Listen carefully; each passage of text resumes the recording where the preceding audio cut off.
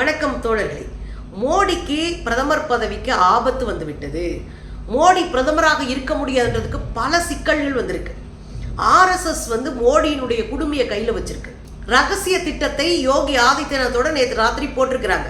மோடி இத்தாலியில இருந்து திரும்பி வர்றதுக்குள்ளேயே ஏதாவது ஒன்று செஞ்சு முடிப்போம் அப்படின்னு அவசரமா ஒரு வேலை பார்க்குறாங்க. இதுக்கு இடையில ஓய்வு பெற்றோர் சங்கம்னு பிஜேபியில் ஒன்று இருக்கு. அந்த சங்கத்தில் மோடியுடைய பேரும் அப்புறம் ராஜ்நாத் சிங் அவருடைய பேரும் போட்டோவோட இணைக்கப்பட்டிருக்கு. அப்பனா ஓய்வு பெற்றுட்டாங்கன்னு அர்த்தமா? அடுத்து பிரதமராக முடியாது, இவர் பாதுகாப்புத்துறை அமைச்சராக இருக்க முடியாது, இவங்க ரெண்டு பேரும் ஓய்வு பெற்று வர்றதுல போய் வழிகாட்டுற வேலையை பார்த்துட்டு கிளம்புங்கடா அப்படின்ற ஒரு வேலையை திட்டமிட்டு செய்திருக்கிறார்கள். இது பெரிய அதிர்ச்சியை உண்டாக்கி இருக்கு. இதுக்கு இடையில வெளியவே வர முடியாது, அதாவது ஜாமீன்ல வர முடியாத பிடிவாரண்டை பிறப்பித்திருக்கிறது முன்னாள் பிஜேபியினுடைய முதலமைச்சராக இருந்த எடியூரப்பா மீது. இது மிகப்பெரிய ஷாக்கை உண்டாக்கியிருக்கு. இதுக்கடையில எங்க அண்ணன் எல்முருகன் ஒரு ஷாக்கான விஷயம் பேசியிருக்காரு. அவர் என்ன சொல்றாருன்னா, ஊடகங்கள் இனி பொய் செய்திகளை பரப்பினால் நாங்கள் முடிச்சு விட்டுருவோம் அப்படின்னு இருக்காரு. அதையும் நம்ம பார்த்துருவோம். இன்னைக்கு என்னன்னா, மோடி ஆடாத ஆட்டம் ஆடிட்டாருங்க. 10 வருஷமா தன்னை கடவுளாவே மாத்திட்டாரு. இதுல கடுப்பாய் போயிருக்கிற ஆர்எஸ்எஸ் சந்தர்ப்பம் பார்த்துக்கிட்டே இருந்தது. இந்த 2024 தேர்தலில் இவ்வளவு இடங்கள் குறைஞ்சதுக்கு ஆர்எஸ்எஸ் ஒரு பெரிய காரணம். அவங்க உள்ள உட்காந்துட்டு இவனை ஜெயிக்கவே விடக்கூடாதியா அப்படின்னு முடிவு பண்ணி தான் இவ்வளவு மட்டமா தோக்குற அளவு கொண்டு வந்து நிப்பாட்டி கூட்டணி கட்சிகள் காலில் விழுந்து ஆட்சி அமைக்கிற ஒரு சூழலுக்கு கொண்டு வந்தது ஆர்எஸ்எஸ் தான். வேலையே பார்க்கல, ரெண்டாவது தோத்து போறதுக்கான வேலையும் பார்த்தாங்க. ஜெயிக்கிறதுக்கு வேலை பார்க்கல, தோத்து போறதுக்கு வேலை பார்த்தாங்க. இந்த சூழ்நிலையில் தான் ஓய்வு பெற்றோர் சங்கம் அப்படின்னு ஒரு சங்கம் இருக்குங்க. 75 வயசுக்கு மேல ஆச்சுன்னா எந்த பொறுப்புல இருந்தும் ரிட்டையர்ட் ஆகி அந்த ஓய்வு பெற்றோர் சங்கத்துல போய் உட்கார்ந்துக்கணும். அந்த சங்கத்துல இருந்து கட்சிக்கு வழிகாட்டுதல் செய்யலாம், அவ்வளவுதான் அப்படின்னு ஒரு ரூல் இருக்கு. அந்த சங்கத்துல தான் ஏற்கனவே அத்வானி, முரளி மனோகர் ஜோஷி எல்லாரும் உட்கார்ந்துட்டு இருக்காங்க. பாவம், அவங்களாம் ஒண்ணுமே பண்ணல. அவங்க வேலை பார்த்தவங்க உள்ள போய் உட்கார்ந்து முதியோர் இல்லத்துல உட்கார்ந்துட்டு இருக்கிறாங்க. அதுக்கு பேரு மார்க் தர்ஷக் மண்டல். அந்த முதியோர் இல்லத்துக்கு பேரு, அந்த முதியோர் அணிக்கு பேரு, சாரி அப்படி சொல்லக்கூடாது, ஓய்வு பெற்றோர் அணிக்கு பேரு மார்க் தர்ஷக் மண்டல் அப்படின்னு சொல்றாங்க. 75 வயசுக்கு மேல இந்த மண்டலுக்கு போயிடணும். இந்த ஆண்டு என்ன நடந்து போயிருச்சு அப்படின்னா, மோடி அவர்களுடைய பேரும் ராஜ்நாத் சிங் அவர்களுடைய பேரும் போட்டோவோட இந்த ஓய்வு பெற்றோருடைய சங்கத்துல போட்டாங்க. இப்ப என்ன அர்த்தம்? 73 வயசு ஆயிடுச்சுன்னா 2 வருஷத்துல 2 பீஸும் உள்ள போகணும், உள்ள போ அப்படின்ற மாதிரி இந்த ஓய்வு பெற்றோருடைய சங்கத்துல இவங்க 2 பேருடைய போட்டோவோட போயிருக்கு. பாருங்களேன், பாத்தீங்கல்ல? ஆக ஓய்வு பெற்றோருடைய சங்கத்துக்கு போயிட்டாரு. அப்ப மோடியை முடிச்சு விடுறதுல தெளிவா இருக்கிறாங்க. எப்படியும் மோடி ஆட்சியில் இருக்கக்கூடாது, ஆர்எஸ்எஸ்ஐ அசிங்கப்படுத்தி ஆர்எஸ்எஸ்னுடைய பங்கை ஒன்றுமில்லமாக்கக்கூடிய மோடி இருக்கக்கூடாதுன்றாங்க. இப்ப இது பயங்கர வைரல் ஆயிட்டு இருக்கு. இப்ப காங்கிரஸும் எதிர்கட்சியும் கேக்குது, அப்ப மோடி பிரதமர் கிடையாதா? இன்னும் 1 வருஷத்துல 2 வருஷத்துல மோடி முதியோர் இல்லத்துக்கு போயிடுவாரா? ஓய்வு பெற்றோருடைய சங்கத்துக்கு போயிடுவாரா? அங்க உட்காந்துட்டு இருப்பாரா அப்படின்னு கேள்வி கேட்கிறாங்க. வெட்ட வெளிச்சமா தெரிஞ்சு போச்சு, மோடி இனி பிரதமர் இல்லை அப்படின்றது. இன்னொரு பக்கம் பார்த்தீங்கன்னா, மோடி இப்போ இத்தாலிக்கு போயிருக்காரு. சோனியா காந்தி அம்மாவை தான் இத்தாலிக்கு போங்க, இத்தாலிக்கு போங்க, இத்தாலிக்கு போங்கன்னு இந்த காவி கும்பல் கத்திக்கிட்டே கிடக்கும். இந்த 3வது முறை தோத்தமா ஜெயிச்சமான்னு தெரியாம ஒரு ஆட்சி அமைச்சிட்டு நம்ம ஜி போன முதல் இடமே இத்தாலி தான். அங்க போய் உட்கார்ந்துக்கிட்டு G7 மாநாட்டுக்கு போய் உட்கார்ந்துக்கிட்டு அவர் பாட்டுக்கு ஜாலியா இருக்கிறாரு. ஆனா இங்க அவருக்கு ஆப்பு வைக்கிறதுக்கு ஆர்எஸ்எஸும் யோகியும் ரெடி ஆகிட்டாங்க.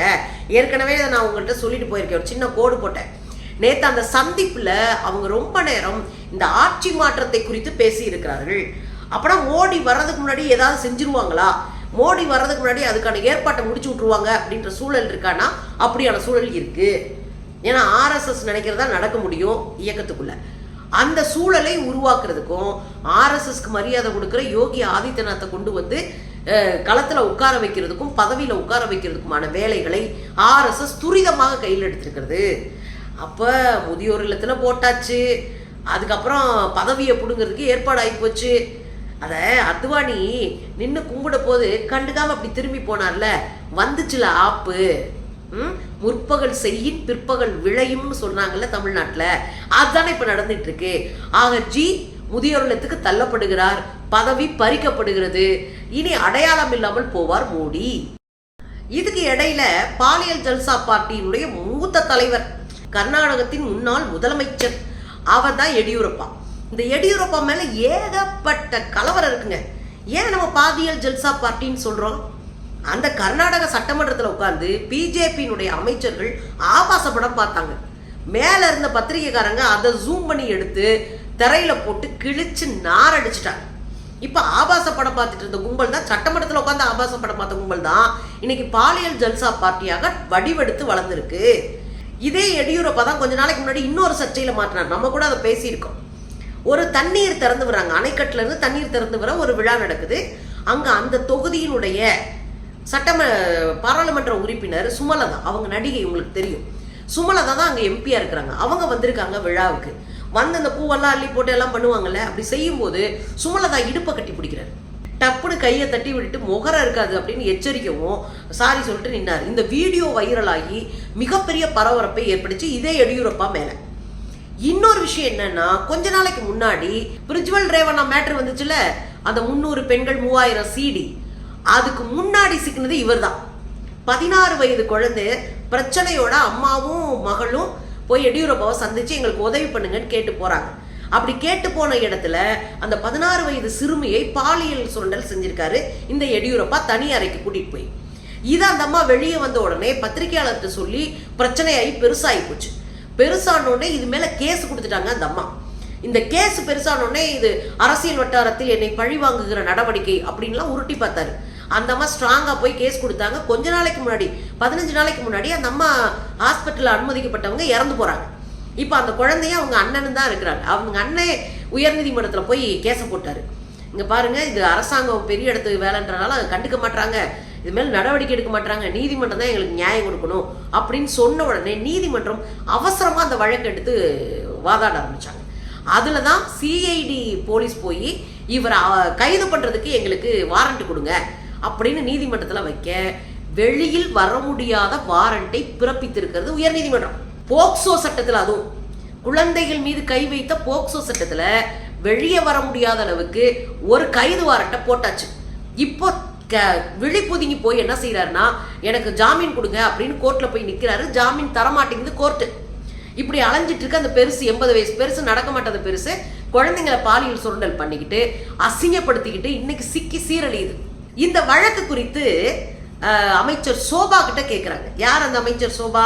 தமிழர்கள் பயங்கரவாதிகள், அவங்க வெளிமாநிலத்தில் வந்து குண்டு வச்சுட்டு போயிருவாங்க, தமிழ்நாட்டில் பிராக்டிஸ் எடுத்துட்டு வெளிநாட்டில் போய் குண்டு வைப்பாங்கன்னு சொல்லி இந்த ராமேஸ்வரம் கேஃபே குண்டு வெடிப்பப்போ ஒன்று பேசி உளறிட்டு அப்புறம் மன்னிப்பு கேட்டாங்க தெரியுமா, அந்த சோபா தான். இணையமைச்சர் சோபா என்ன பண்ணியிருக்கிறாங்கன்னா, இந்த கேஸை பற்றி பத்திரிகையாளர் கேட்குறாங்க, ஏமா நீங்கள் அமைச்சர் ஆகிட்டீங்களா, இப்படி ஒரு கேஸ் நடக்கு. அப்படியா, எனக்கு தெரியாதுங்க, நான் இப்போ தான் வந்து டிவியில் பார்த்தேன், இப்படி ஒரு செய்தி நடந்திருக்கிறத பார்த்து ரொம்ப வருத்தமாகி போச்சு, எனக்கு தெரியலைங்க இது அப்படின்னு. இது வந்து நடந்து 3 மாசமா பக்கத்து மாநிலத்தில் இருக்கிற நமக்கே தெரியுது. ஆனால் எனக்கு தெரியாதுங்க, நான் டிவியை பார்த்தேன். நம்ம ஐயா எடப்பாடியார் மாதிரி, எடப்பாடியார் 13 பேரை சுட்டு கொண்டப்போ அப்படி தானே சொன்னார், நான் டிவியை பார்த்து தெரிஞ்சுக்கிட்டேன்னு. அப்படி ஒரு உருட்டி இருக்கிறாங்க. ஆனால் என்னன்னா, ஒரு பக்கம் பிரிஜ்வல் ரேவண்ணா ஜெயிலில் இருக்காப்ல, இன்னொரு பக்கம் இந்த பெருசு, கூட்டணி கட்சி பெருசு இன்னைக்கு ஜெயிலுக்கு போறாரு. பிஜேபியினுடைய முதலமைச்சர் பாலியல் குற்றச்சாட்டுல, குழந்தைகள் மீதான பாலியல் குற்றச்சாட்டுல உள்ள போயிருக்கிறாரு. இப்ப என்ன அப்படின்னா, பாலியல் ஜல்சா பார்ட்டியில இவனுங்க பொலப்பே பெண் குழந்தைகளை சுரண்டுவது அப்படின்றது மீண்டும் மீண்டும் உறுதி செய்யப்பட்டுட்டே இருக்கு. அதனால இந்த ஜல்சா பார்ட்டியில இருக்கிறவங்க வந்தா வச்சு செஞ்சு அனுப்பணும். இன்னொரு பக்கம் பார்த்தா நம்ம அண்ணன் எல்முருகன், அவரு பயங்கரமா கோவப்பட்டாருங்க. நான் 3 வருஷம் ஏற்கனவே வந்து தகவல் ஒலிபரப்புத்துறை இதுல தான் இருந்தேன், இந்த முறையும் நான் அந்த துறையில தான் அமைச்சரா இருக்கேன், இந்த முறை நான் பயங்கர ஸ்ட்ரிக்டா இருக்க போறேன் அப்படின்னு இருக்காரு. என்ன ஸ்ட்ரிக்டா இருக்க போறாராம், எல்லா ஊடகங்களையும் பொய் பிரச்சாரம் பண்ணா, பாதி உண்மை பாதி பொய்ய பரப்பி விட்டா, இல்லாத ஒன்ன யூகத்தின் பேர்ல சொன்னா அந்த ஊடகத்தின் மீது கடுமையான நடவடிக்கை எடுப்பேன். இதைத்தான் அவர் போன முறை அமைச்சரா பதவியேற்றப்ப சொன்னார். 6 மாசத்துல ஊடகங்களை கைப்பற்றுகிறேன்னு. இன்ன வரைக்கும் ஒன்னும் செய்யல. 6 மாசத்துல ஊடகத்துல கைப்பற்றி நம்ம கை ஓங்கி இருக்குன்னாரு. 3 வருஷம் ஆகி போச்சு, கை வீங்கிதான் இருக்கு, ஓங்கி இருக்கல. இந்த பக்கம் நீங்க பாத்தீங்க அப்படின்னா, நேத்து கடுமையான கோவப்பட்டிருக்காரு. இந்த ஆண்டு பாருங்க, சும்மா அதிர விடுவேன் கதற விடுவேன் இருக்காரு. நமக்கு சிரிப்பா வந்துருச்சு. ஏன்னு கேக்குறீங்களா? இந்தியாவிலே பொய் செய்திகளை அதிகமா பரப்புறது பிஜேபி கும்பல், பிஜேபியினுடைய ஊடகங்கள், பிஜேபியினுடைய வார் ரூம்கள்.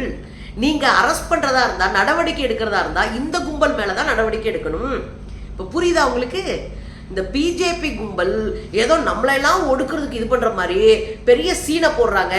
உண்மையில என்ன அப்படின்னா, இந்தியாவிலே கேடுகட்டத்தனமாக பொய்யை பிரச்சாரம் செய்து அனுப்பி விடுறதே இந்த கும்பல் தான். நீங்க பிள்ளைய கடத்த போறாங்க, அதுவும் முஸ்லீம்கள் பிள்ளைய கடத்துறாங்க அப்படின்னு கிளப்பி விட்டு நிறைய கலவரத்தை உண்டாக்குனாங்க. சாமியார்கள் குழந்தைய கடத்துறாங்க, அதுவும் இந்த கும்பல் தான். எதையாவது ஒன்று பொய்யா கலப்பி விட்டு அதன் மூலமாக ஒரு கலவரத்தை உருவாக்கி அதில் தங்களை காலில் பதிச்சுக்கிறதுக்கு எல்லா வேலையும் பார்ப்பாங்க. அதனால அன்னை முருகன் அவர்களே, நீங்க இம்பிட்டு கஷ்டம்லாம் பட வேணாம். அண்ணாமலையுடைய வார் ரூம்ல கை வச்சாலே உங்க வேலை பாதியா முடிஞ்சு போயிடும். ஏன்னா அவங்க தான் தமிழ்நாட்டில் உட்காந்து உருட்டிட்டு திருறானுங்க. சும்மா பொய்யும் புரட்டையும் அடிச்சு விட்டு சந்தோஷப்பட்டுக்கிறானுங்க. சும்மா இருந்தீங்க, உங்களுக்கு வேலை வெட்டி இல்லைன்னா அங்க போய் கை வைங்க, அவங்கள பிடிங்க, அதுதான் சரியா இருக்கும். சரியா? இப்ப நமக்கு என்ன அப்படின்னா, மோடிஜி இல்லாத காலத்துல மோடிக்கு ஆப்பு மேல ஆப்பு வைக்கிறானுங்க. மோடியை முடிச்சு விடுறதுக்கான சகல வேலைகளையும் கையில் எடுத்துட்டாங்க. அப்போ மோடியை முதியோர் இல்லத்துல சேர்த்து மோடியுடைய பதவியை பறிச்சு நம்ம கண்ணு முன்னாடியே மோடி காணாம போறாரே அப்படின்னு நினைக்கும் போது தாங்க மனசு ரொம்ப கஷ்டமா இருக்கு. இந்த ஆட்டம் ஆடினவர் ஒன்றும் இல்லாம போயிட்டாரே அப்படின்னு மனசு கவலைப்படுதுங்க. பார்க்கலாம் என்ன நடக்குதுன்னு பார்க்கலாம். இந்த சூழ்நிலையில தான் பிஜேபி இரண்டாக உடைய போகிறது. இந்தியாவில் இருக்கிற பிஜேபியை ரெண்டா உடைய போகுது. நிதின் கட்கரி, யோகி ஆதித்யநாத் வேற ஒரு குரூப்பாகவும், ஆர்எஸ்எஸ் குரூப்பாகவும், மோடி, அமித்ஷா இந்த கும்பல் தனி குரூப்பாகவும் ரெண்டா உடைய போவதற்கான சாத்தியக்கூறுகள் இருக்கு அப்படின்னு சொல்லப்படுது. அப்போ இந்திய அளவில் இருக்கிற பிஜேபி உடையும் பட்சத்துல அவங்க புஷ்ன்னு ஒண்ணுமே இல்லாம போயிடுவானுங்க. இன்னைக்கே 240னா ரெண்டா உடஞ்சிச்சுன்னா மொத்தமா நாமத்தை போட்டு வீட்டுக்கு கிளம்ப வேண்டியதான். எது நடந்தாலும் மக்களுக்கு நல்லது. அது ரெண்டா உடையுது, மூணா உடையுது. மக்கள் நிம்மதியா இருக்கலாங்க. இவங்க பிரச்சாரத்துல இருந்து தப்பிக்கலாம், பொய்யில இருந்து தப்பிக்கலாம், அடிதடி வன்முறையில இருந்து தப்பிக்கலாம். ஆக சங்கிகளுடைய கட்சி உடையுது, சங்கிகளுடைய ஆட்டம் நிக்குது அப்படின்னா எனக்கெல்லாம் சந்தோஷம் இல்லை.